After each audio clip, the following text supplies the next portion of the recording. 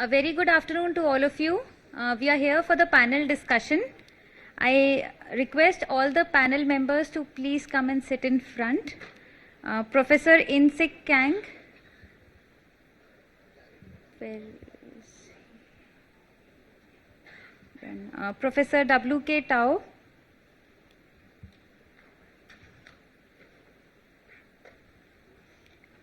Professor Bill Skemerock. Sir, please come and sit in front. Yes. Professor Pierre Sebesma.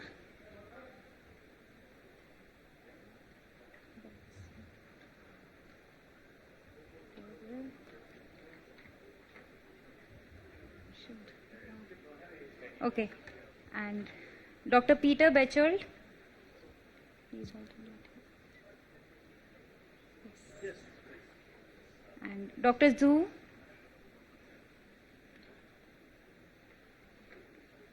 Okay. Dr. George Krell. Okay. And Professor James Kinter. Professor Bulim Khoidar. I cannot see him. Okay. And Professor G.S. Bhatt. Okay. Then Professor Dev Niyogi. Sir, we have few chairs here in front. Okay.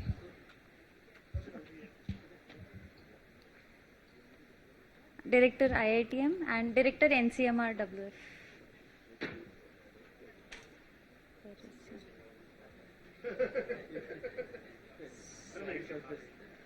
But he is not here. Director NCMRWF. I cannot see him. Rajgopal sir. Rajgopal sir.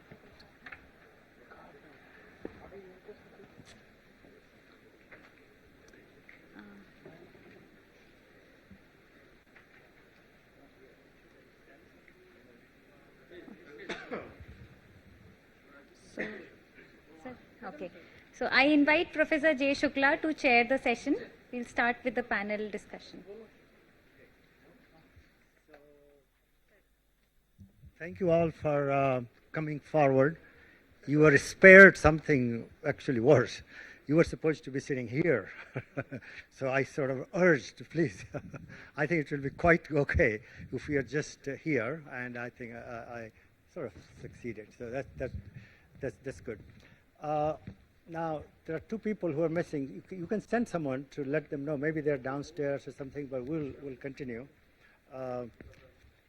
He's coming? Okay, cool.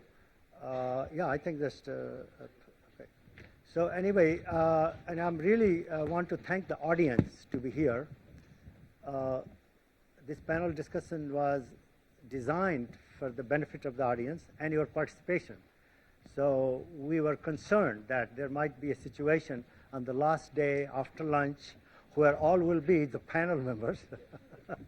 And that's another reason we didn't want to sit there and look in the front. But I'm really, thank you all for coming. This is a very good audience. So I think what Partha had told me is that this is a good opportunity while we have a gathering of such world experts in different aspects of modeling, both physical modeling, also organizationally, computationally, that we try to sort of come up with some strategic planning for the future, because as you must have guessed already by the presentations, IITM is also going through a transition, and it is just the right time to be able to have some discussions. And so I sort of had a meeting with the panel members yesterday, and oh, hi, okay, all right. So, hey, Kamal, how are you? Okay, hi. So no, go ahead, sit down here. So, by the way, the gentleman who just walked in, all of you know, of course, is Dr. Tyagi and Dr. Kamal Puri. Dr. Tyagi is the president of India Meteorological Society, and after this panel discussion, there will be a lecture here by Dr. Kamal Puri from Australia. And when I heard he's in town, I took the liberty to invite him to be a part of the panel. So we just started this discussion. And based on my conversations, let's see, is everything okay? Let me just get my water. Here. Okay. Okay, so I think that, oh, right. So just, this is an announcement. Can you just show it and then turn it off?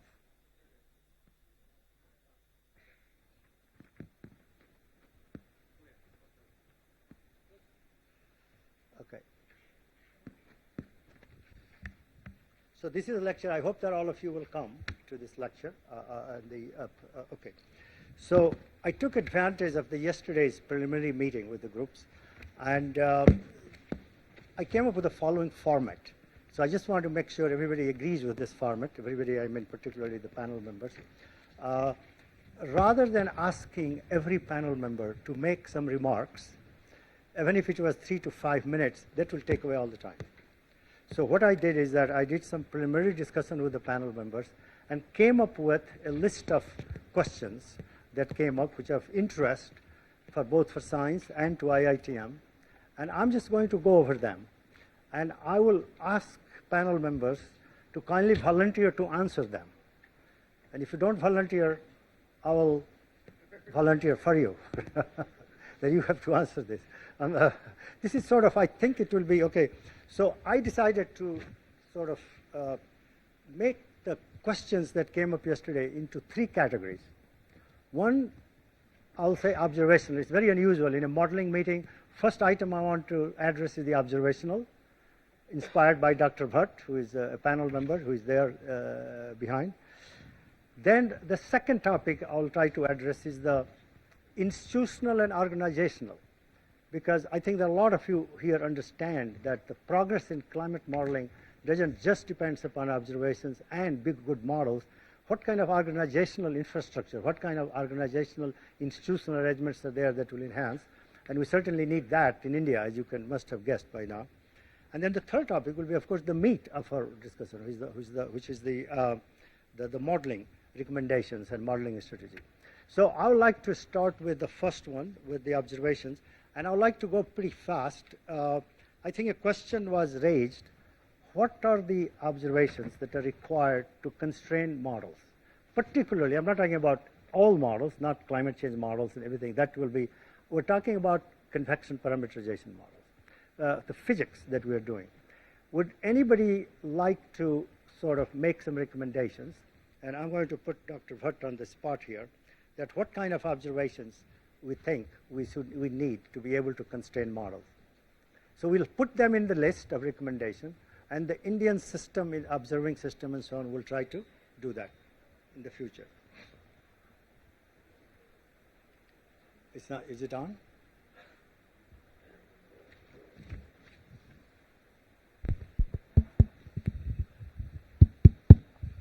You know, in fact,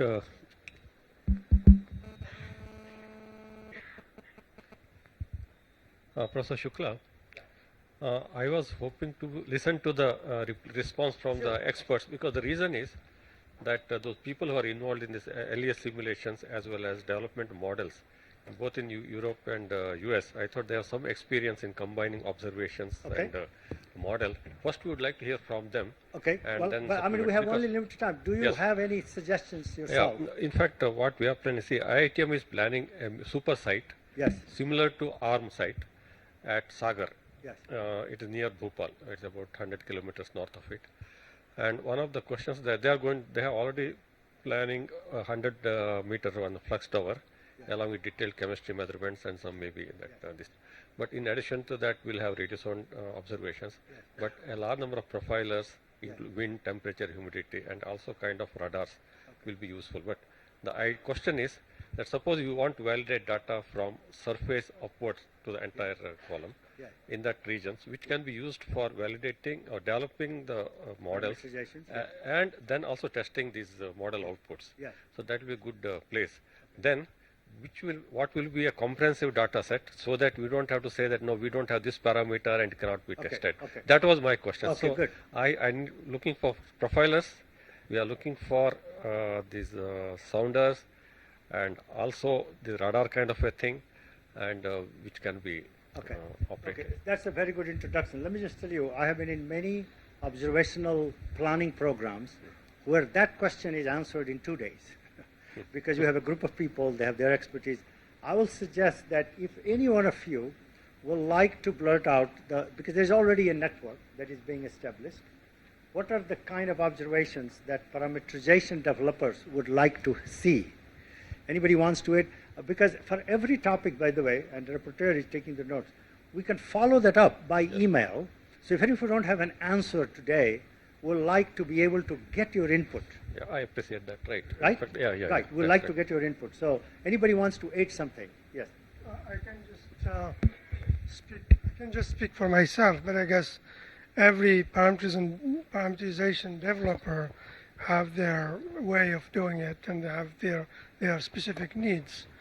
But for the stochastic multi-cloud model, for instance, if we can have like area fractions, like from radar data of cloud types, and then sounding data, vertical velocity, moisture profiles, all these things will be important. Very, very, yeah. Would We be saw very that useful. in most of the parameterization talks, the fraction is something that was one of the very important.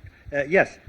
You are noting down, right? The things that he said, Professor? Yes. So you did mention supersite like the ARM site. So I think a good thing to do is to actually talk to some of the ARM folks in the United States. And there are ARM mobile facilities. Once you get the site up and running, might be an opportunity to actually bring one of the ARM mobile facilities over for several months to a year and do coincident observations with ARM That's at the site. And that you could work with people in the U.S. to actually propose something like that. Yeah. So there's a whole program for that. Yeah. And then ARM has a whole bunch of, they've worked through a whole bunch of things with different instrumentation to do, ceilometers and all kinds of stuff. Okay. And that, as a guide, figuring out what the classes of observations are would be a good thing to this do. is very good. So, Martha, please note down that it's a good thing you mentioned ARM-like thing we're doing. Well, ARM has this mobile facility, and you should contact them.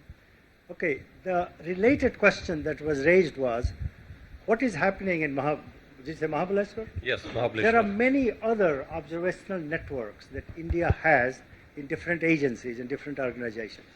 Is that right? Is there a mechanism to make sure that all these observations are actually coordinated and made available to researchers? Is there any mechanism? So, does anybody wants to comment if there is one? I mean, somebody from India. Is there so these observations are taken by that experiment. Okay. So, Partha, the only recommendation I'll leave here is that please let your ministry know to your secretary that maybe he should initiate a process where multi-agency collaboration could be established so that all the field experiment observations are made available to this. That's, I think that will be very important. Annamalai had made some comment about it, right? Annamalai, you want to say something more? Yeah, so one of the things is, there are so many observations taken by different institutions. Maybe, you could find a way to, form a working group or something like that for, at least to compile all the observations, ocean, surface or the free atmospheric observations, and put them all in one place for everybody to use. I think that's one way to go. And I want to comment on this ARM mobile facility, if I can, Shukla. Yeah. I think there was a DOE-funded project a couple of years ago. I forgot the PI, but he brought one of the facilities. GVAX. Yeah. Right up somewhere close to the Himalayan region. It was not on the monsoon trough, but it was something up there. And they did a 2-year observations. I'm not sure if they have written any paper out of it or not, but there was something initiated at that time when Anjali Bamsai was the DOE program manager.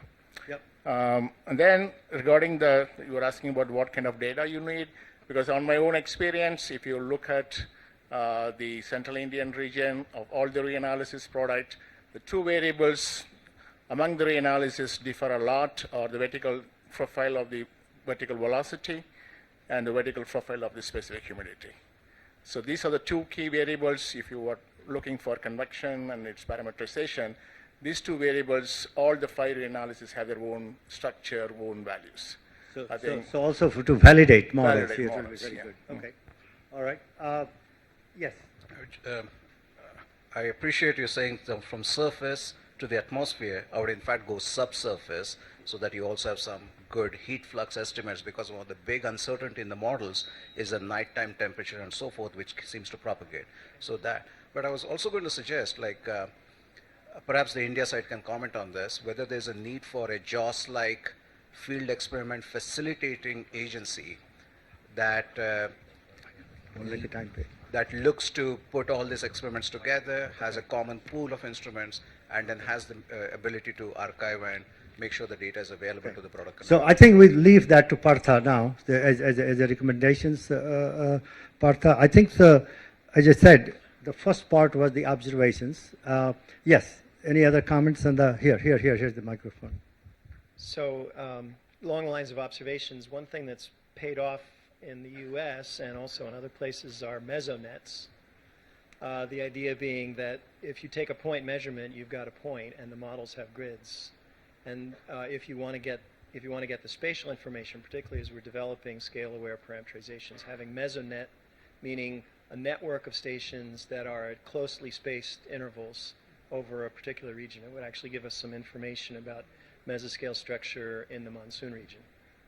That's a very good suggestion. I mean, in a way, this experiment, Mahabaleshwar, I don't know the size, but Partha, I think you should really make a suggestion, actually one of recommendations, that since India is getting so serious about model parameterization and studying monsoon, it should seriously think a mesonet It's already planned. experiment. Where? Which place? In fact, 3 mesonets for severe weather phenomena.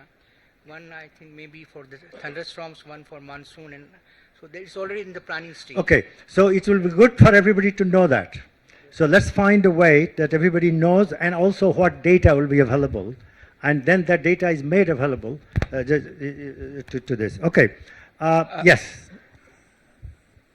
Yes. So this is just complementary to the MESO data set. So because the National Center runs 2 data simulation streams, there's a lot of information that can be gained both from the observation minus background statistics for both for the GFS and the UK, where people can really there you can extract a lot of information of that about model deficiencies and so on. And from the large scale structure, because most tropical problems are large scale, is really the coming of the Aeolus wind LiDAR next year that hopefully we can, because India, also in the Indian Ocean, the most reanalysis and kernel analysis differ close to the equator, Yes. and where there's cross-equatorial flow. Yes. So wind data over the oceans and the learning from the background statistics from the analysis Okay, already. good. So we're looking forward to this new wind information that will be coming in.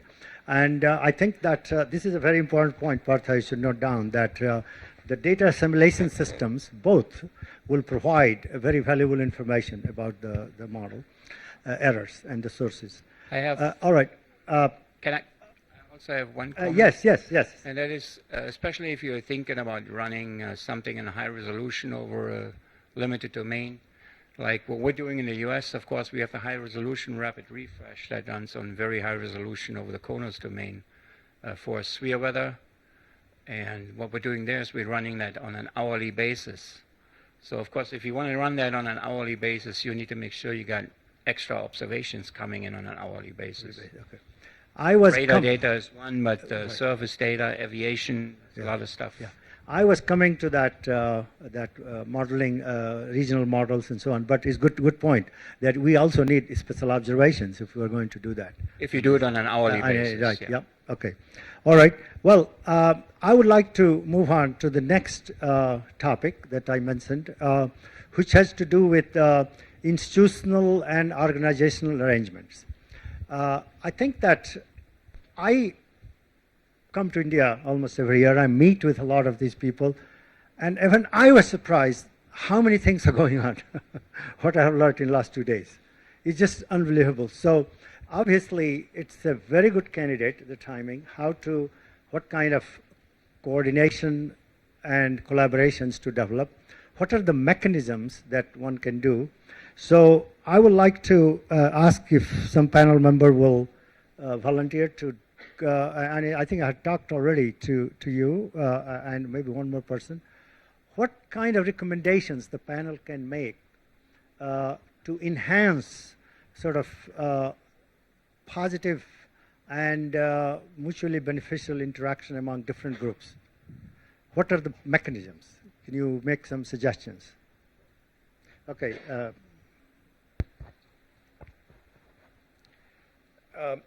Well, actually, there are people here from CESM who could talk more about community modeling, but just to put it in a simple framework, what you need to do is create a culture of cooperation and collaboration.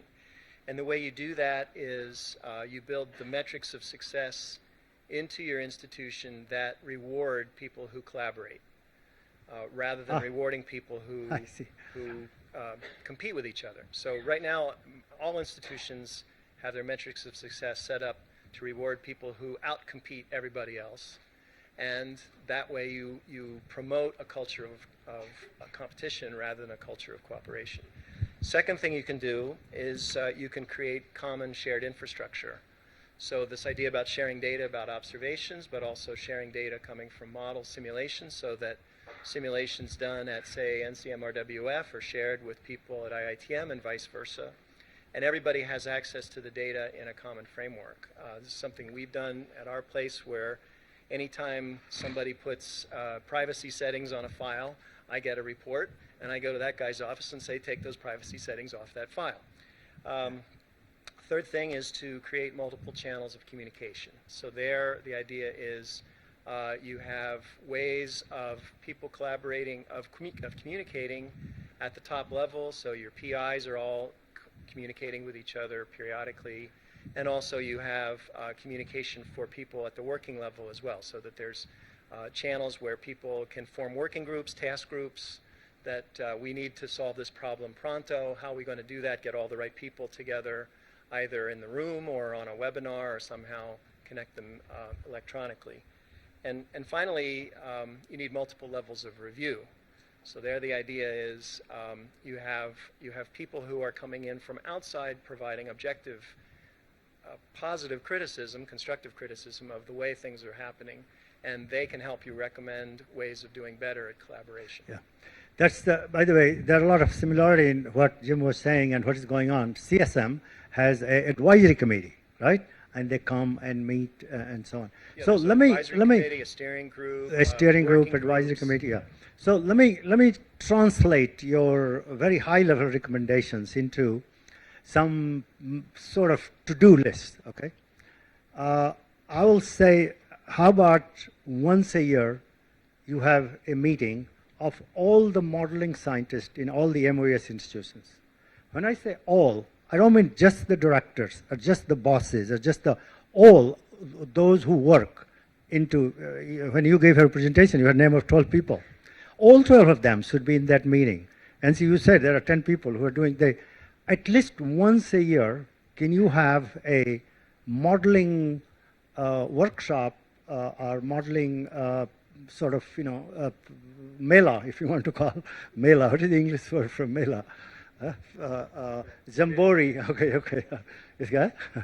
So fair summit. Okay, but I'm saying that this is really once a year, because I'm saying not more than once a year, because it will be too complicated. There will be travel money involved, and you can rotate at different places. You can have, because there are two centers, pretty big ones, Delhi and Pune. But then there's also Inquires, and there are other places. So that's, I'll say, translate his comment into one. But in addition, I'll translate that at least twice a year, you have the meeting of the principals. So you don't have to have all the people, but the key leaders of each group who are doing into the NCMRW. So there are 4 or 5 institutions of MOES who are all doing some part of the. So at least they meet once by themselves and once along with a large group. The third thing I had got an input was that maybe in addition they should have video conferencing, which is more frequent. Yes. Before you go to the third Yeah, point, yes. I have just one point. I think Rajgopal will agree. Since last year, MOES has formed like Anna was telling, a working group, Yes. modeling, NWP modeling working group Okay. has been set up. Yes. I happen to be the convener, and we meet very frequently, once in a month, Okay. over Skype. I mean, over video Okay. video Okay. conference, and Okay. and then once in 3 months or 6 months, Yes. we go to Delhi Yes. and give our presentation in front. I mean, a kind of Okay. review by Good. secretary, chaired by secretary. Right. So that So has this- already happened. Got. So this is for NWP. What about seasonal protection? What No, about all couple? All seasonal, of them. extended, short, inquest, all scale. Good. Very good. That So- has already so- happened, and we are in the process. Yes. Yes. Tyagi sir. Sorry. It's very heartening to know that at least MOES institutions, but would like to extend this scope to include all modeling groups in the country. That is absolutely. See So it's not remains within the closed entity of Yes. the government system, but the Yes. academic institutions, Yes. research institutions which are outside this fold also should be part of. That's a this. very good suggestion. So I would like to revise my first comment, clarify by the way, Partha. When I said the big meeting, Yes. that should not be just MOES. There should be also university scientists, Okay. other research center, because that's opportunity for them to find out what you guys are doing and to find out how they can collaborate. Because by the way, one of the recommendations that is coming down the line is that you guys have to share your computing resources from the university community, from the research centers in some way, okay?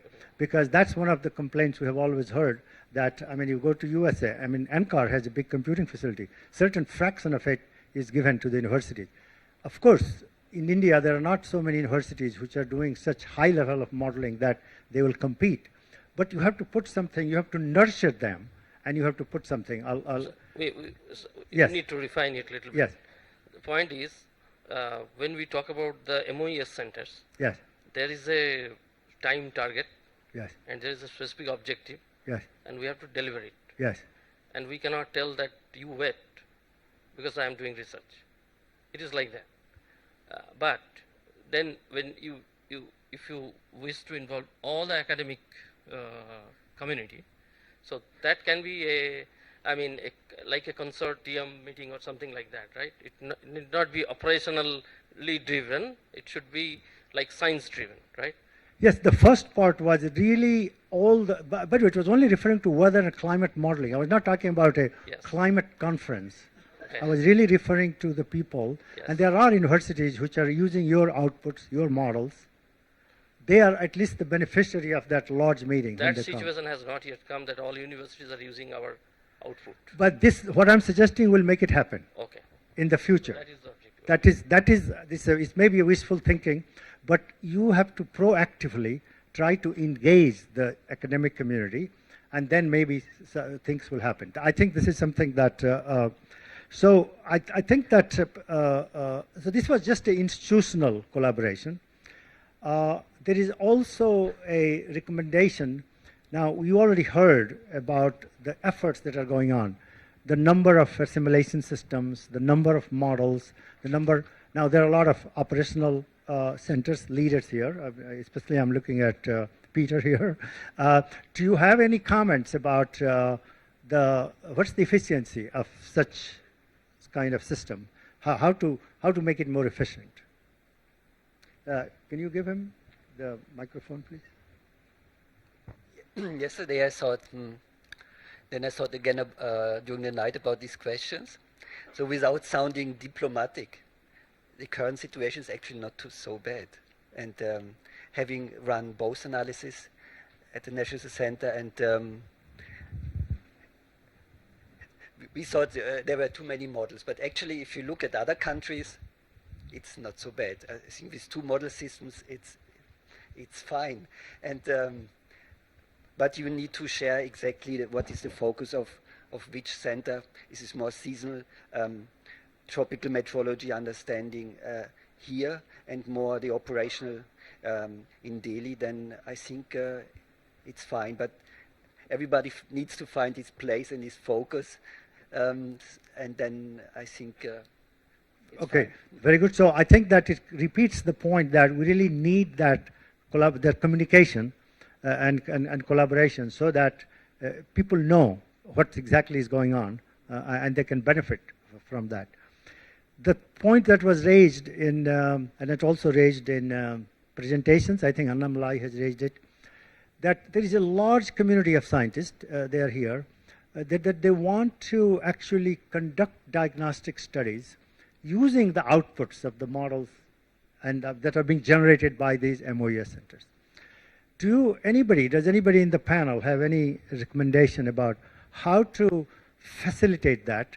Are there any kind of special diagnostics that will be good to encourage so that the community does, and it also helps the, I mean, in some way, these are the kind of questions research scientists and their professors and students sit there and talk, what to do. So I'm just opening it up just for a few minutes. If anybody has any suggestions about how to encourage and organize a whole set of diagnostic studies that will benefit both the research community and the modeling centers. Yes, Insect? There are many international intercomparison projects are going on, so that I just suggest participate. Various intercomparison and cooperative international projects for diagnosing and intercomparison. So that definitely they should participate into that. But encourage more. Encourage more. Yes. So when you're working, we've actually been working on this with NOAA, with GFDL, and trying to develop diagnostics that are actually useful for the modeling center themselves with the community, which is different than some of these international projects which rely on standard outputs that often are not that useful for process-oriented diagnostics when you really need to understand stuff and get into things. Yeah. So building a mechanism where outside groups, universities, can work and provide diagnostics that are useful for the modeling centers is very difficult for model development or for model, detailed model analysis, or it applies to the data assimilation too. So you could think about who's interested in that in India in your community and figure out a way, and some of it's software tools, but it's a way of getting them output. When they analyze the output, see if they can do diagnostics so they go into the standard workflow that you use for analyzing the model. I'm sure both centers have ways of analyzing the model. You showed a lot of, for example, from NCMRF to WF, there's a lot of things you do on a standard basis that are up on your website, and getting interesting diagnostics into that flow that's repeatable is very valuable to get new ideas, but it's also very difficult. And so thinking about that rather than more the international comparisons, because that's where if you get one or two groups that are doing really interesting stuff that you can keep using those analyses in your standard diagnostics, then that adds a lot of value. Yeah. Actually, international one will go on because that's done by the leading centers, because they have to do the experiments. But that's an extremely valuable suggestion. And that requires, by the way, the modeling centers, to engage the research community and encourage them to do this and provide them the data so that they can do. It effectively increases the number of scientists you have to do diagnostic studies for your work. Nannamlai and then you. Yeah, can you? Yes. This NOVA process-based diagnostic task force, and I'm also a member of that. So what we normally do is we try to diagnose the physics in most of the model and try to identify the merits and demerits in the models and try to validate against all the available observations. And that's a good way. Eric Maloney is leading that effort. I think there are a lot of things that is coming out of that task force. A lot of basic diagnostics of what we should look into the model. Okay. Aspects of the processes, intra-seasonal, seasonal mean, internal variability, ENSO. I'm working on the ENSO part of it. So it's really coming along very well. Okay. I think we are bringing our set of packages very soon. I think it will be we'll be very happy to share them with anybody interested here, and we'll be very helpful. We'll be very happy to help them. Partha, and he has a comment to add. Can you give him the?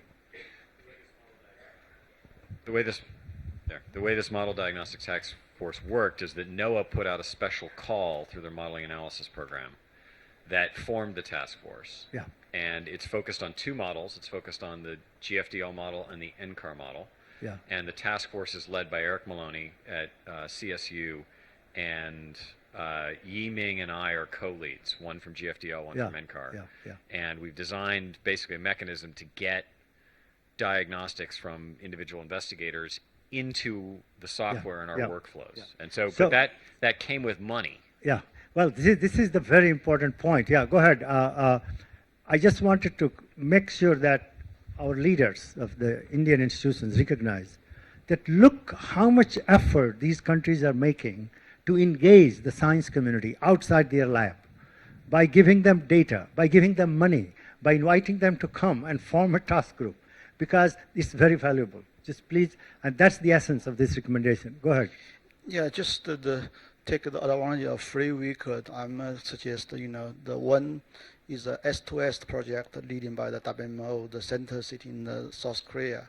They will build the project, have a sharing all the data for S2S. Okay, right now is at least 3 or 5 the international centers to send the data over there. Easy for the community to use that one to. Right. It's cheaper. Okay, it's already built up over there. Another one is the TIGI project. Yes. I'm working on contribute to the TIGI program for many years. They collected the European NSAP all the ensemble data over there. TIGI Lexi, European Center still volunteer to collect the data. This is cheaper for the community, especially for college student or researcher. They can diagnostic a difference from the models, help you to put that one. Very good. I think that unless anybody has, yes, I would like to go soon to the next topic. Oh, okay. 1, 2, you 2, 3. Okay, 3 comments. Yes. Yeah, I would like to add that Partha had mentioned about the model working group it's set up in the MOS. Yes. It has got a verification subgroup also now, yes, in which we have looked at all the 4 models which we run, and basically currently we only looked at the rainfall. A report has been generated. So, and when you mentioned about TIGI, NCMRW is trying to push its members into the TIGI. We are still working on LDM and all those things, which is technical aspects. So we are already in contact with the TIGI group for supplying our data there. Okay. Another thing is under the National Monsoon Mission, the model outputs from the unified model, GFS, CFS. Based on that, a lot of Indian PAs had got projects to look at our outputs, which has been funded by ministry or through the National Monsoon Mission. So especially for looking at diurnal variation of rainfall and all those things. TERI and another institution has got a project from MOES. So like that, we have been funding through Monsoon Mission. We are funded for looking at CFS, GFS and outputs to find out. That work is already, it has been done. Okay. Only maybe it has to be scaled up to a next level. But we have also made a beginning of funding projects to look at our model outputs. Okay, very good. Making this data available readily to everybody is a bigger, different task, because we still have not having a site like Nomads or somewhere where the data can be easily extracted. Those things we are still a little behind. Something like that has to come up. Yeah. So that the purpose of this meeting is only to make those recommendations so that it's there. I think we need to move forward on this. There was hands up here. And then, well, we're also doing it NOAA within NGGPS. We are funding a special group, Global Modeling Testbed, that is tasked to engage the community through, number one, providing the model actually, so it can be run by the community, providing assistance to improve the model, so to put in new physics parameterizations or whatsoever. Data probably too, although they're not specifically mentioned, but also then the software to do the evaluation. Yeah. Okay. By the way, before you make a comment, I just want to make sure that I add an editorial comment to your point. For many years, I have been hearing this. This is hard. We'll do it. Listen, India just launched 100 satellites yesterday, right? I mean, I don't think anything is hard for India. India just has to make a decision that I want to do it. Go ahead. Well, 2 short comments. First, for diagnostics, well, models getting higher resolution, data sets are getting enormous, Right. so downloading data is getting increasingly an issue. So that it would be great if the diagnostics could be done at the place where the Exactly. stuff is And being that's why stored. that- So absolutely, if you could yeah. provide that, That I mean, access, and yes. that's a development that you see. Yeah. And that will help people greatly who work from outside. Yeah. The other thing is, if you want to get people in also working on the development, one thing that has been helpful in our environment is to provide perhaps one version of your model. I mean, that could be used by other institutes just to test parameterizations and to diagnose the outcome of that. So that's something, I mean, if you want to share development with other Yes, institutes, yes. that's a very helpful instrument. Also would go very nicely along with such an observational site. We Yeah. are running single Very column good. models with the test Okay, site. and- okay, thank you. So I had said the first two topics are small ones, they will be very fast. Then we'll go to the big topic, which will also, obviously, there is a law of nature. Sorry, you have more things to say? Okay. Obviously, we will go, I just left one point. What about the review mechanism for this modeling? Everybody said there is an advisory committee. Now, I should tell you a little bit. Both Kamal Puri and I were members of an international panel, which is called International Advisory Panel, which was supposed to review all the MOS institutions, but we just met once a year for 1.5 days, and the idea of going to the level of details, it really never worked out, and I don't know what the future of that panel is. But now we're talking about something very specific. Do you believe that it will be useful to have an external climate advisory panel, weather and climate modeling advisory panel, to look at what all these groups are doing? What will be the reaction of the leaders of IITM and NCMRWF? Silence is golden? No? No. I'm not asking you to do it. I'm asking, what is your opinion? Do you think it will be useful? Because if it is useful, then, because many of the panel members here believe it is useful, because they all have such, all the organizations have. But anyway, ultimately, yes. Advisory. Well, I mixed up. Those are Yeah, I two mixed up. very Yeah, different exactly. things. Yeah, I will leave it to advisory. I think that. 'cause Yeah. review- No. You will make a great editor. Yes, absolutely. No. I think that he was very clever. Critical distinction. Oh, it's a big distinction. Yeah. Review can almost be, you have to respond to it. It can be Yeah. kind of adversarial sometimes if they're Yeah. critical. Whereas Yeah. advisory is to help. Yeah. No, I think let's keep it advisory, because Uh-huh. And in that we have four people from outside India as experts. Okay. And about 5 or 6 from within the country. And we meet every year. And recently we had the recent RAC meetings. So it's a very rigorous 1.5, 2 days. We are referring to the modeling Only part. for the modeling part. Right. Weather and climate modeling, because it's so complex and it is going on. Just to that limited. And I don't want to take too much time. I just want to leave that into the item that was discussed. So that has been useful, having that, at least in our experience from IITM point of view. Yeah, okay. All right. Well, unless somebody has a burning kind of comment about the first two topics of the observations and collaboration, I would really like to go to the meat of this panel discussion, as Partha had sort of said that what he wants to get out of this panel discussion. That is the strategic plan for the modeling for the Indian institutions. So please remember what we were told yesterday by Krishnan and others, that so far as next 3 years is concerned, there is a well-defined action item. Things have to be done. Things have to be delivered. There are models that are already there. But what is needed is that during these 3 years, there is some thinking, serious thinking about what to do for the next 4 years. So we are talking about a 7-year time horizon, of which the first 3 years consists of a lot of to-do things, which has already been going on, and you heard many of them, plus planning for what will be new and implemented in the next 4 years. This is the way I define, Partha, our challenge here, okay?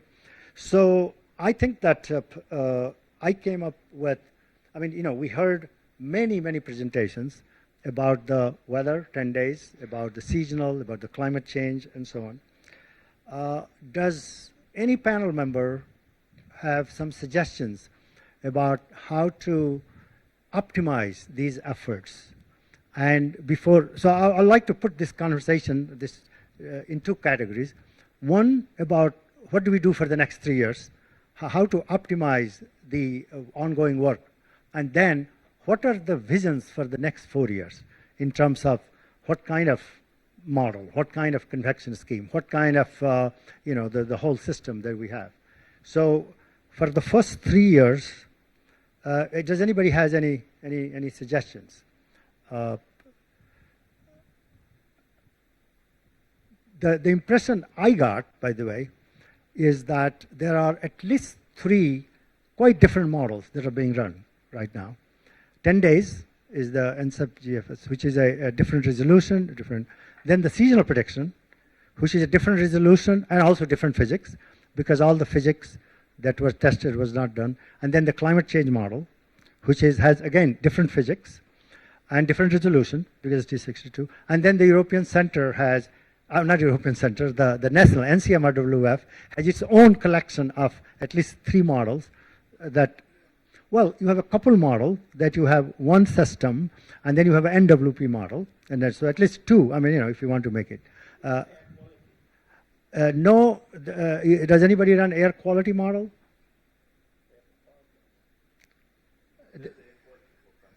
There is air quality forecasting. Oh, okay, I see. So there is a air quality monitoring and also some forecasting effort that is required. Okay, yeah. All right. Hello, Gaur Saab. How are you? Welcome. This is Dr. V.K. Gaur, by the way. I'm sure all of you know. All right. So, any suggestions about ongoing effort that you have seen, and it came to your mind? Gee, this could be done better. Or any, I mean, here's something that could be done differently. If you think that, anybody has any comments? Yes. You also have to think about the links between model and applications. And one of the applications you mentioned was renewable energy. One will be hydrology, maybe marine systems. Yes. Health. Okay. All right. I think maybe good idea have the running some kind of LES and provide the data for process started, improve the physics in the different models. Tell me again. LES type, very, very high resolution, and the process model, and provide the data set for the model improvement. Yeah, that's something we talked about it yesterday, if I remember. Yeah. So, Partha, that's one suggestion. There's a possibility. Yes. I didn't hear it, but I'm sure there is, and if it isn't, it will be good to have. If there's a needs assessment ever been done about the users, what are they looking for and what are their requirements? Okay, so actually, I have thought about this question, the whole question of applications and so on. I thought that the focus of this workshop was really still, but that's something, if we get time, we should come to that, okay? Let's see if we can go over the modeling sort of strategies that, because with all the experts that we have, the question is about climate change projections at a regional scale, which will require applications for all the things that we just talked about, okay, disease, agriculture, and so on. And the question is that what should be the strategy to have a regional model? Now, we had a lot of presentations about global models with variable resolution. That will go into the next 4-year time scale. I don't think that India is ready to get into that. That's the impression I got by talking to. But should they start building the capability of a very high resolution, non-hydrostatic regional model for very short range prediction in the research? You made a comment. So do you want to elaborate on that? My opinion, there's always a use for a regional high-resolution application. Like I said, what we do in the U.S., we have for severe storm situation, for severe weather situation, we run the high-resolution rapid refresh. Now, we update that every hour, so we run that model every hour, which of course only makes sense if you have the observations to do so. But it's very much liked by the forecasters. Yeah. And you can use high-resolution models for other applications too. I mean, you don't mention air quality here at all. I'm a bit surprised because somebody is going to have to run air quality forecasts here, right? Air quality models are being run. Who runs it?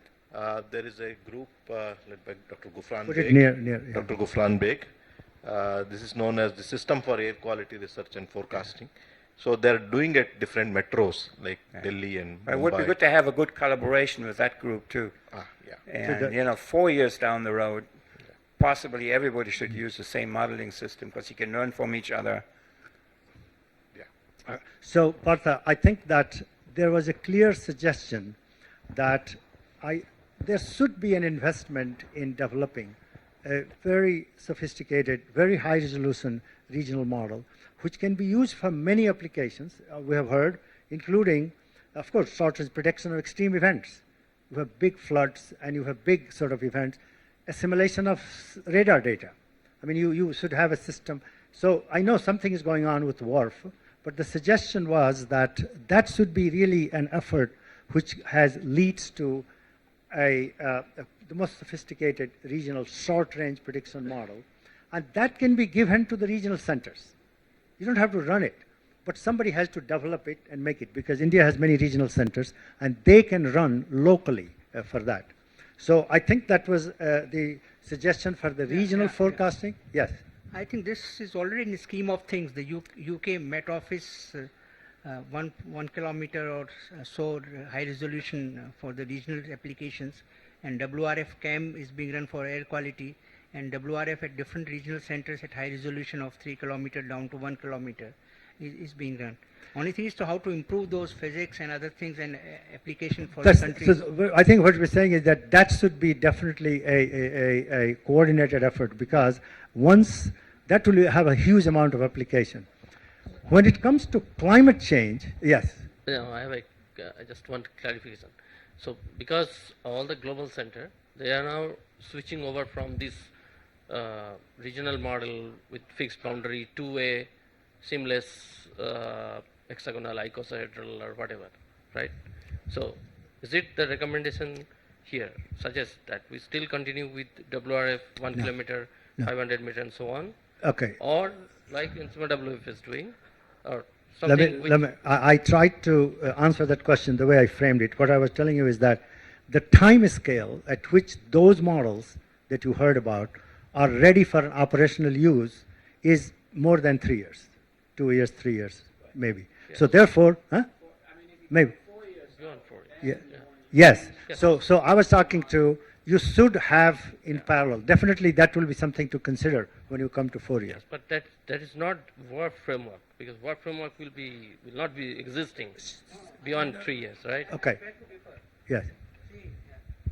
We are looking for sub-kilometer resolutions for the urban centers. Right. It's a few meters or 100 meters. But that's another scale. I don't think the global model ever. No, never. Yeah, so we know that. The requirement of very high resolution urban scale or local scale model will continue to be there. Yeah. So seamless prediction is good, but at the local application level, I think it's Kamal, you have time. a comment on this?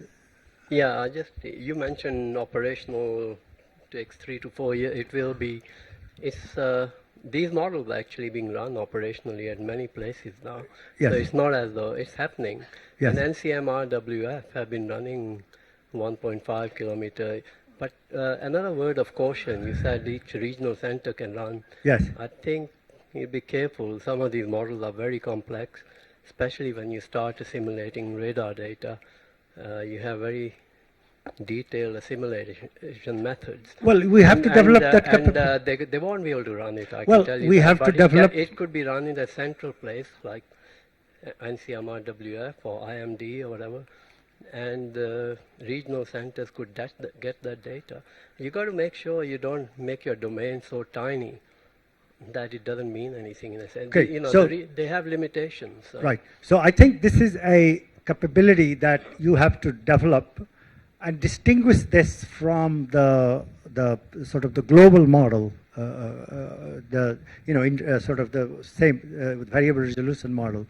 You need, because the society needs something like this, and you will continue to need, no matter how high the resolution the model is.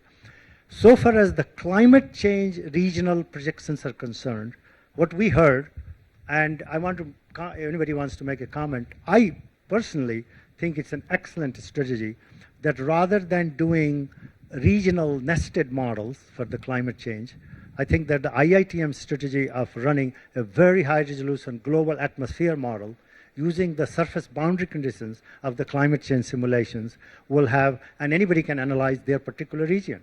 And you can have true collaboration from many other countries in Asia and other, and they can analyze.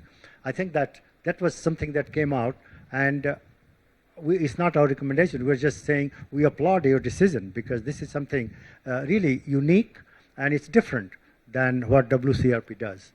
Anybody has any comment on this, this aspect of IITM strategy? Yes? Here. Differently. Currently, we obviously there's very little, we also get very little core funding for model development. So if you want for the future, do you want to focus, so you get always money focused on projects. So do you want to focus more, have a group for physics and numerics development, a group for data simulation somewhere, one specialized on seasonal and ENSO prediction. You can think in these terms if you get the funding. Then this is always more, will be the most effective. But I don't know if it is practically possible. Actually, my impression is funding is not the real problem. Really, funding is, no, honestly, I'm not joking. If you have a set of good ideas and if you have a good plan, the funding is actually, India government is very generous about funding. I think the purpose of these discussions is that how to make sure that these funds are optimally used. They're not being, used for, sort of multiple repetitive work. But that's why if these modeling groups coordinate their activities and go to the government with a unified sort of vision and exactly what you're saying, and just simply say, I'm doing seasonal prediction and ENSO prediction, and I need this, and I'm doing data assimilation, and I did this, they all go together. My impression is that funding is not a serious problem. I mean, there's a global problem, if the whole countries, if the Prime Minister makes a decision about cut, certain thing by overall, that we cannot affect. But given a large-scale allocation, because the secretary of this ministry is actually one of us, who is actually working with us as a scientist, and he's totally sympathetic if there is a good proposal, if a good ideas. So I know most of our thinking in USA and maybe in Europe is sort of guided by, okay, not only what's a good idea, but what is fund, which one will enable guest funding. And somehow I really think it's a, again, I hope I'm not exaggerating, but if you guys, I mean, the way the funding has increased in India for modeling, you cannot believe. Both funding, computing power, resources, and government. I have had many conversations with very senior people in government. They have any amount of money if you think you are contributing to help predict monsoon better. They are already quite happy with our predictions for 3 days, 5 days, and so on. They will love to see a better prediction of seasonal and intra-seasonal variations. And they will not ask you a lot of questions about funding if you have a plan. That's my impression. I don't know. Am I right? And they agree. So anyway, thank you for your suggestion. Funding is not our problem. No, I'm exaggerating a little bit. Okay, all right. So anybody else? Yes. What's up? Sound stupid. See, I have this question. That when I looked at the presentations from first day onwards, Japan, they showed one GCM run at almost 1.5 kilometers or that one. Yeah. So what used to be research becomes almost operational few years later. But at the same time, a lot of efforts are spent in tuning a model to a given resolution, and within 2-3 years that is abandoned and we adopt to new thing. In the process, I think what we learned from the previous modeling experience, quite a lot of it is lost. So either optimum scales for a GCM, let's say 10 kilometers, I am saying, okay, we fix at 10 kilometers whatever development we want to do it, and then remaining goes to the regional or limited this thing, that is thing, high resolution you want. I think that kind of strategy may be worth, I think. Otherwise, what happens is, I see that, people are working on this, they all cumulus parameterization, they tuned everything, and then they say, no, European center has come out with that 1550 something, now we have to compete with them and go for that. In the process, we are continuously in the transition, rather than being settled down and comfortable with the model. So, Bhatt, as usual, it is not a stupid question, it's a very good question. And in a way, those are the questions I was coming to when you come to the modeling strategy. The next set of questions were resolutions, parameterizations, stochastic parameterization versus scale-aware convection. But Bill made a very interesting point this morning. I don't know whether any of you noticed. The idea of running a 15.5 or 2 kilometer global model operationally, routinely to be able to do things, I think it still looks like a pipe dream, although he didn't use the word, but I'm just saying it is, I really think that we are, 8 years ago, we had a modeling summit, World Modeling Summit at European Center. Many of us were there, and we made this recommendation. This is where the world has to go. Well, it's going there, but it's going so slowly, and at the same time, computing restrictions are. So I think that's why the ideas like where you have variable grids, where you have regional models, are, all these innovations are important. So you are asking a very good question. I don't know if I have an answer. I have always felt that we will make more progress by large number of us concentrating on one model and keep asking the question about physics, about ocean, about assimilation, and keep improving rather than changing the model every 5 years. Because you change it and then you go back again. So it's a kind of it's a very difficult question, because the overall trajectory is that we have to move forward. So you have to move forward. The question is, what is the trade-off between, how, I think the worst thing is to be able to just, somebody else found a result and go and change it. But right now, from the point of view of IATM and NCMRWF, the reason I didn't want to bring this, because some decision has already been made. They told us the resolution they're running. The really question is, what is the resolution at which the most of the effort should be put? That's a decision they need to make soon, because their effort is distributed in about 4 different resolutions and 2 different models. A more scientific question that Partha asked was that, what resolution can we push without going to non-hydrostatic cloud permitting models? What is the resolution? There seems to be a difference of, different results. Does anybody wants to comment? Because India has to make a decision. They are going already to the 12 kilometer. Is there any consensus on we can push this up to X kilometer resolution without going through non-hydrostatic model? Does anybody wants to give any quick comment? Or is it an open question? Huh? Yes, you want to? Hello? Give him the microphone. Probably Bill Skammock will disagree with me strongly. Sure, that's what we want. We want you guys to disagree.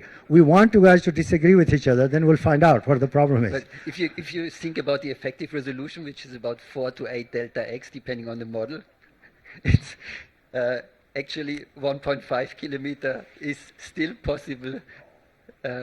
It's not too far with hydros to run it. The hydrostatic, at least the test we made, down to 1.5 or 2 kilometers was no big difference between hydrostatic and non-hydrostatic. Okay, that's a very important. This is the kind of information I wanted. Does anybody disagree with that? Yes.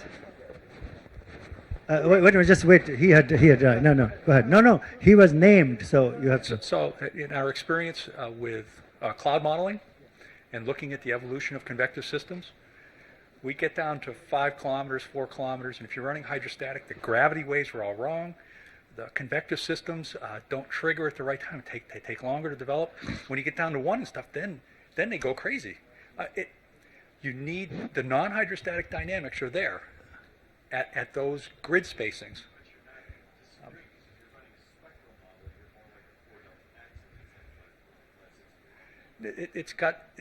This is phenomena. Are the phenomena that we resolve at those scales, are the non-hydrostatic dynamics important?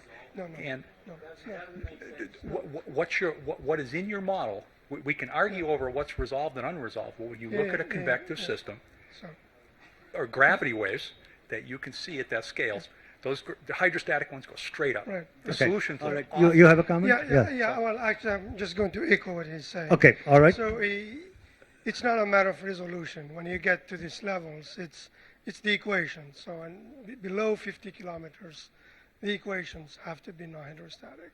Okay. So it's not just All right. So you have gone all the way to 50. You were saying what, 50? 50. 50. Okay. All right. So he has gone Gravity everything waves below are 50. Okay. All right. There are a lot of people nodding. Okay. You had a comment. You were saying something. You want to? With whom? With whom? With him? With Bill. With Bill. I mean, if you're trying to simulate these non-hydrostatic systems, you've got to have non-hydrostatic Okay. All right. equations. Okay. So. Partha, you got enough input on this, right? You can write it out. Yeah. You can write it out. Okay, all right. We have to have students ask some questions. Are you completely clear about what we just talked? They're all saying no. Okay, all right. The question was that is there a particular resolution beyond which, if our models are higher resolution than that, then we must use non-hydrostatic equations? And we have a difference of opinion. Some of us feel that you can go all the way up to 5 kilometers or even less, and still hydrostatic system can be tuned to take care of it. But the other evidence is that what Shukla. on the other hand, the other point of view is that no, you have to have a non-hydrostatic equations because gravity waves will mess up your simulation. You will not generate convection at the right region and so on. Is that? So the physics is wrong. Basically, I mean the scale analysis that validate the hydrostatic equations have to fit. You need to have the vertical scale smaller than the horizontal scale for the equations to be valid. Okay. When your horizontal scale is small compared to the vertical scale, the hydrostatic equations are not valid anymore. Okay, so I mean that's another point. By the way, you were having a lot of fun. Did you have a point? You want to tell something? It was okay. All right, all right. By the way, he raised another question, and I don't want to go into that because, as you know, I mean, Linzen wrote a paper about it many years ago. I remember. This is sort of such a inconsistency between our horizontal and vertical scales, and I don't think that. And then someone asked today, can we make regionally varying vertical scale? I thought, wow, that will be that can be definitely a nightmare. So let's just go beyond resolution. Another question that Partha has raised was that while making a strategy, what do you suggest with the stochastic physics is something that India should put effort into? Or should it concentrate on these, scale-aware convection parameterization schemes, because we don't have a lot of people. We don't want to try everything. Does anybody have any comment on it?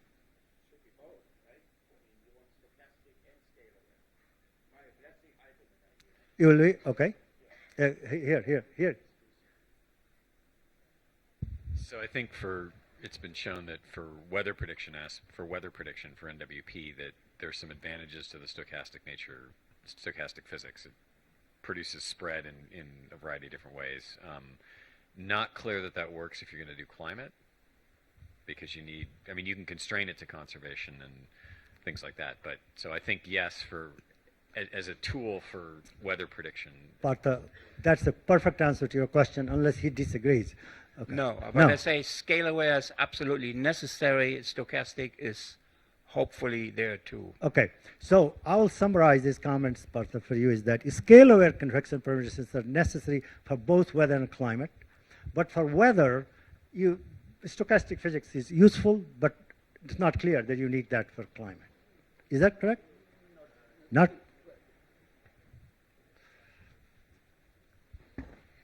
What you need is ensembles to estimate the uncertainty. attached to your forecast. And you have a reasonable spread on your ensembles. You need the variation in initial conditions and the uncertainty in the physics of forecast system itself. That's the point. So it's Partha. just part of the model. That's an excellent point. So we're not talking about getting a better convective heating. He's talking about getting a better spread in the ensemble.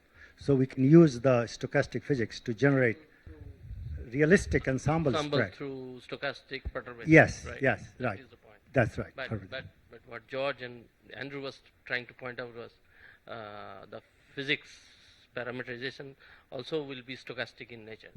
A cloud will be forming or not will be decided stochastically, probabilistically, not deterministically.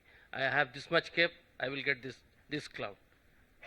Right? I was thinking they were referring to the also ensemble and a spread. I don't think so. George, did you mention that? No. Okay. But I think that this is very useful input that we really, scale-aware convection parameterizations is where you really need to go. And you do need stochastic physics to get a better ensemble spread. Yes. Yeah. Yeah, I think thinking of stochastic as being just noise is really wrong, because the nature of convection itself is already noisy. See, anything that you are not resolving directly is noisy, and you need to consider that.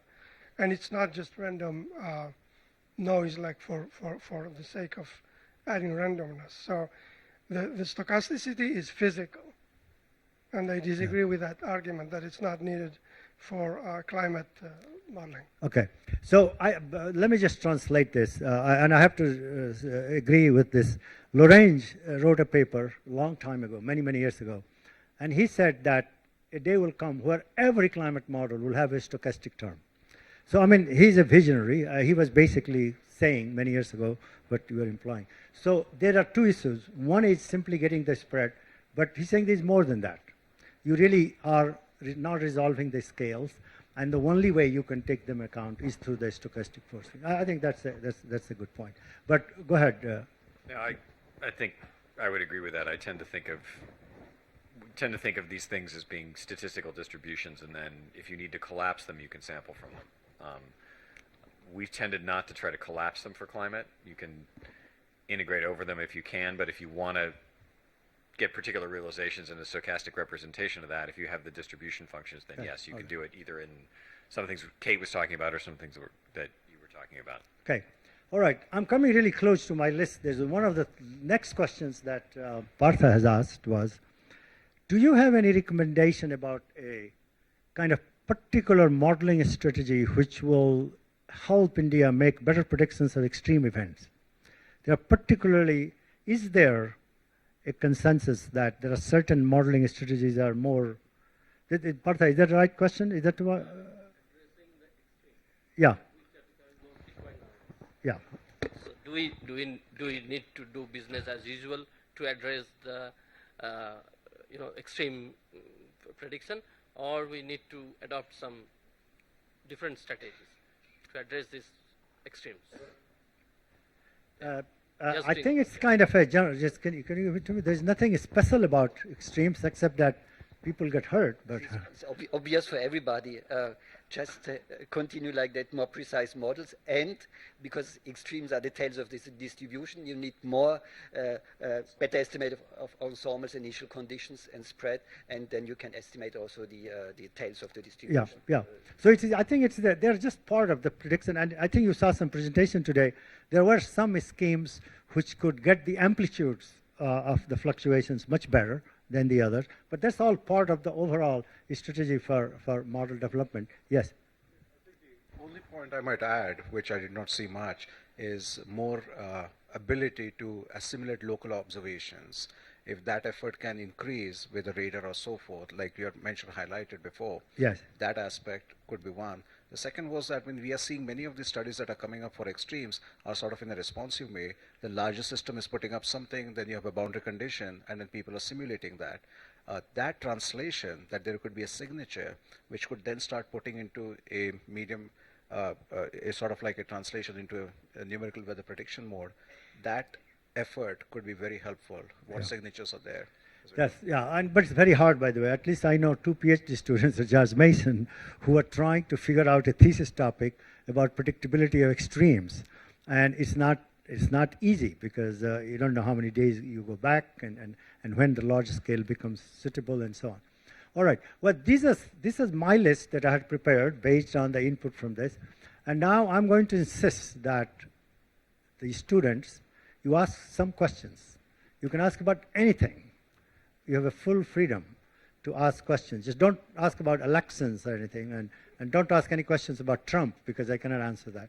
But you can ask, but really, any questions that come to your mind, anything that you have not understood completely, or any question that comes to your mind, or anything that you will feel we should do to make your research, to facilitate your research, to what you are doing, or the kind of difficulties you are faced in getting data, in getting computer time, and so on.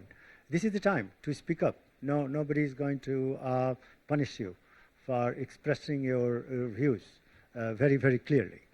Any comments or questions from the audience? Yes, please. Hello. I don't know if it's a stupid question or what. Actually, India has great scientists. So I just wanted to ask, like, why don't we have our own model? I mean, why are we using the models from other countries? To when we talk about the monsoon and its prediction. I mean, is it a question of funding or like what? This is such a good question. Okay. Okay. Anybody would like to address that question, please? Anybody? I think it is fair. Yes, Jim? Well, maybe Peter should answer this, but when European Center got started in the 1970s, the first step was to go and visit all of the major modeling centers that existed before European Center and steal the best stuff that they had, and that became the seed for the European Center model, and they went from there. Yeah. So you don't necessarily need to start from scratch. Yes. You start from the best available tools that you can get your hands on, and then you let your brilliant people in country do the development work to make it their own. Yeah. So thanks to Jim for helping me. I can answer your question in the following way. Every country in the world starts with another model.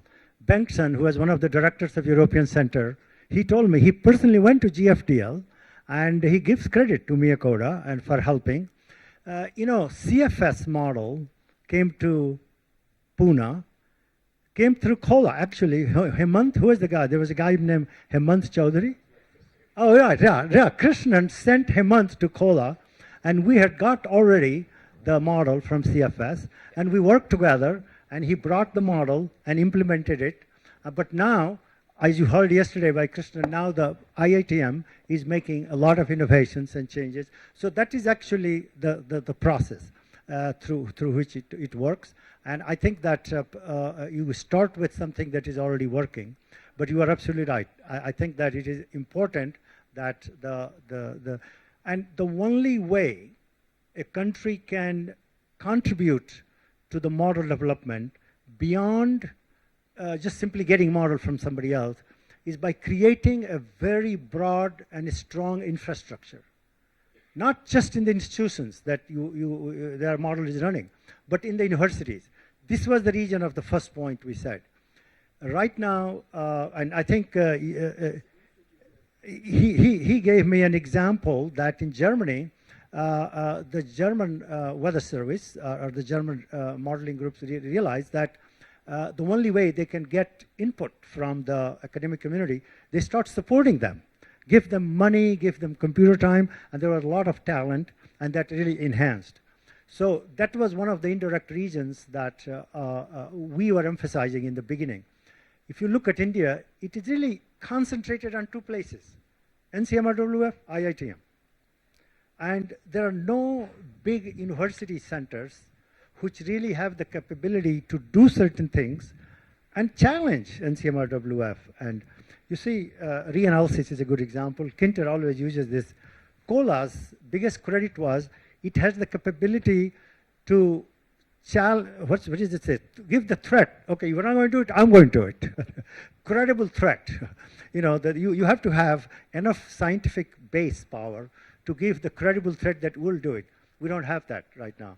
So what you are hoping will not happen in India unless Indian government makes sure that there are a large number of academic institutions which build the capacity in modeling. That's just my reaction. But sir, do you have any comment on this? You agree? Dr. Bhatt agrees, and he's a wise man. If he, yes. Yeah, go ahead. I think all the institutions need the collaboration. I mean, cooperation. Proper cooperation.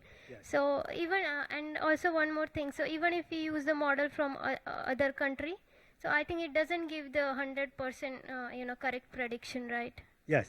Yeah. Well, no model gives 100% correct prediction, but our goal is to be able to improve that upon that. Okay. Any other? Yeah, there is a hand up there. Please, can you give the microphone?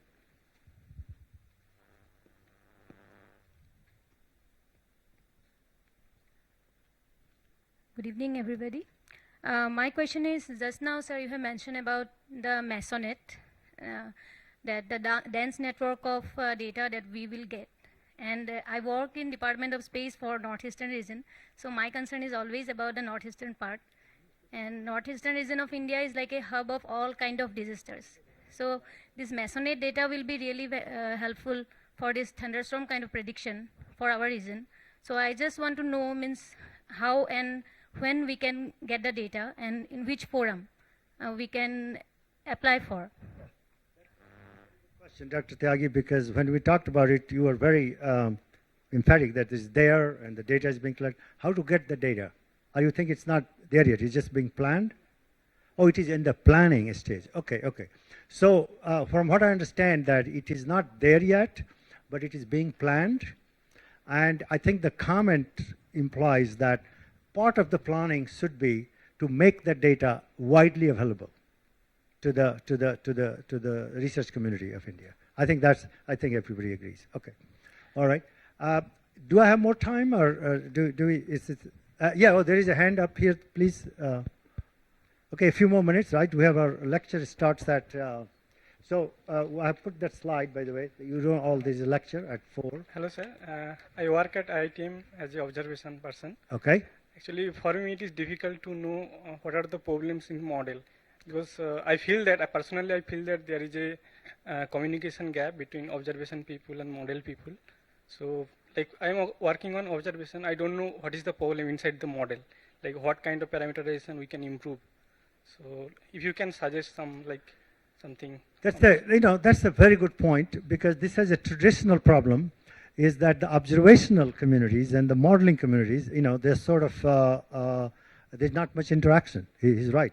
Anybody has any suggestions about how to respond to this young man's plea for getting, yeah? You want to make any comment? No? It's hard. Huh? Yeah, here, Jim? Well, so the same problem has existed in the U.S., and one of the methods that has been put in place there is what a lot of people have said already. You put some money on the table. In the U.S., they're called climate process teams, and the grants were made to groups that had to include, it was a requirement, that there were observationalists and modelers and process studies people all on the team. And they all got the money together, and they were only allowed to spend the money if they worked together. They couldn't just take the pot and go home with their third. Yeah. Yeah. So that's one way to do it, is to simply put people in the situation where in order to get the support they need, they have to talk to each other and work together. Yep. See, I think the message, yes, you have a comment? Go. Before you wind up and take more question, just one small clarification. Now, there are two issues which is coming out from this, participant. One is they are feeling that there is a gap between the observational model that we also feel, our RSC also feels. I think it is there in many other places. We are not alone. But to understand what are the problems in the model, that can be figured out very well if the papers that is coming out on the model biases, if somebody reads and there is a corresponding author, and if they correspond, that can be made it very clear. That's number one. Number two, what this other participants were asking, it seems that they feel that they are alone in this planet. They don't have any idea what is going on in these few centers, and they are in a in a different island. So I proposed gave a proposal to Secretary this January, and I told we need a consortium. Like Anna is there, he will agree. We have a Cliver working group where we meet. We have NWP working group that is for operational center, but to involve all these students along with this expert. We should have, it could be a web-based, it could be Google group or whatever it is. But there, say Dave has a subroutine, for example. He says it works, and he put it on the Dropbox, and 100 students test it and come back and tell, no, it is very good. Or I put something and they say, no, you say it is good, but I find it is useless or whatever. Yes, yes. Something like this, unless we have this dialogue going on, yes. My feeling, sir, it's very difficult to. Yes. So I think this is very good point. So if this can be a recommendation. We here, did absolutely see we in can the. take it forward. So we did make a recommendation in the beginning about collaboration. So let's expand that to include maybe webinars and the web-based sort of communications. I think because we talked about an annual conference. We talked about a 6-monthly meeting of principals, but maybe we should include in that there should be a web-based sort of group that communicates. By the way, people are talking about how to get involved with observations and modeling and get the community involved. I can tell you more than 30 years ago, maybe it could be almost 35, 80, 2015. Yeah, I think it's more than 35 years ago. I was in a meeting like this, and how to do that, and guess what came out of that meeting? Recommendations for annual climate diagnostics workshop. That recommendation came out of a meeting, I still remember. We were just kicking around ideas about how to, and guess what? Climate diagnostic workshops had just as many modelers as many observationals. So those are the people who actually analyze model outputs, forecasts, reanalysis, and so on. And there are also people who are doing model. So I really feel that maybe you should give a serious thought to be able to, so that will be a science-based forum where many of the university scientists who are analyzing data, reanalysis, or your model outputs, have a chance to present.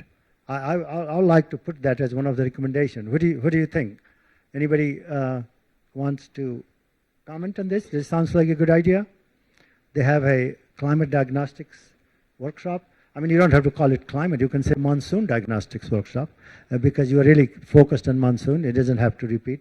I think that this will really get a lot of people involved.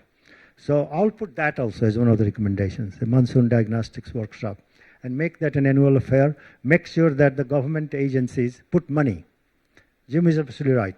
None of these things are going to happen by writing recommendations and printing brochures saying that we have great ideas. You have to put money on the table so that these young people can come to those meetings. You invite them and they can come.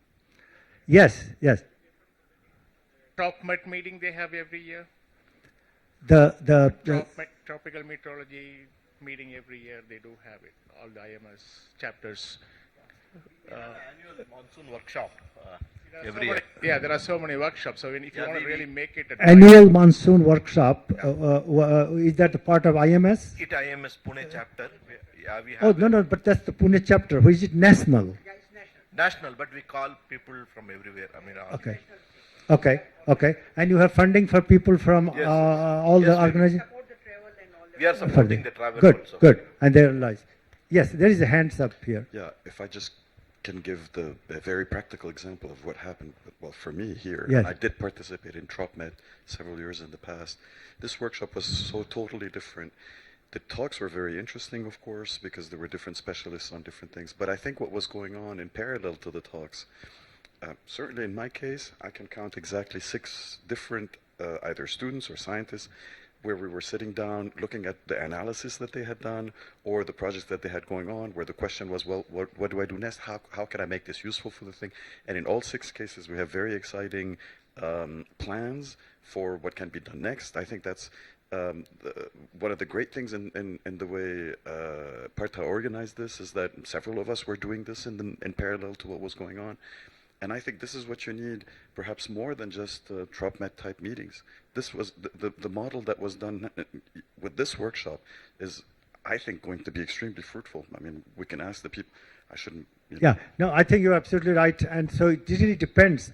You know, if the TropMet meeting is like an AGU meeting or where you get 12 minutes to talk and there are 3 questions and then you go like one after the other, then that's different. I mean, you need that. I mean, after all, there is a need for that. Then you got to meet. But I think there's a need for this kind of workshops. Yes. I believe, sort of just building up on Ziad's point, that this introspect should be made like every 3 year or so feature. This was on cloud convection, so to say, but there could be on ocean, there could be on some other themes. But the kind of thing that is going on, so if there's a need for a community to meet locally and internationally, that could be a really good thing. In fact, that's what European Center does. I mean, they have a theme, right? They have a seminar theme, different years, right? Sometimes convection, sometimes data assimilation, and it has been very useful. Okay. Well, I think we need to give you guys a break before, but it's a break. We don't mean that you go home. You have to come back to the 4 o'clock lecture. So is that time, Partha, to end this part of the meeting? Tell me, you have any final comments? Okay, all right. So anyway, thank you all very much. I would like to ask now Krishnan to come and make some comments.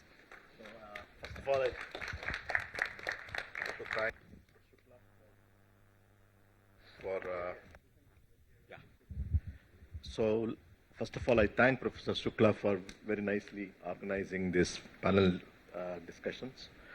And overall, I think it was a wonderful workshop. Although I could not attend some of the session due to and also inaugural session, I was absent. I'm sorry about that. And but I think from what I heard from everyone and my own personal, what I understood, it's a fantastic event, and we wish this happens frequently, more frequently. And I want to thank all of you for a great support and for all the encouragement and wise information you have provided. Thank you. Thank you very much.